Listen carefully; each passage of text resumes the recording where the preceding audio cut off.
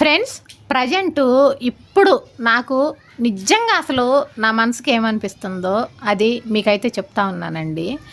కొన్ని సార్లు ఎదుటి వ్యక్తిని అయ్యో పాపమని మనం జాలి చూపిస్తూ ఉంటాం కానీ నిజంగా మనమే పెద్ద అమాయకులమేమో అనేది నా ఫీలింగ్ అండి.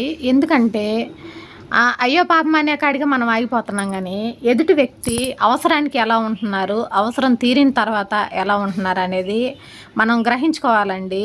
నేను పిల్లలు పెద్దోళ్ళు అవుతున్నారు, వయసు పెరిగేదే కానీ తగ్గేదైతే కాదు. అయినా కూడా పిచ్చిదాని లెక్క గుడ్డిగా కొద్దిగా అమాయకంగా ఉండి 4 మాటలు మంచిగా చెప్పేవారికి ఉట్టిగానే నమ్మేస్తానండి. నాకున్న వీక్నెస్ అదే. తర్వాత తెలుసుకున్న తర్వాత బాధపడతా ఉంటానన్నమాట. ఇలాంటి వాళ్ళతో అతిగా రాసుకొని పూసుకోకుండా వాళ్ళని ఎక్కడ పెట్టాలో ఆడబెట్టి మన పని మనం చేసుకుంటూ పోవాలన్నదే నా ఉద్దేశం అండి. వీడియో నచ్చితే ఒక లైక్ చేయండి.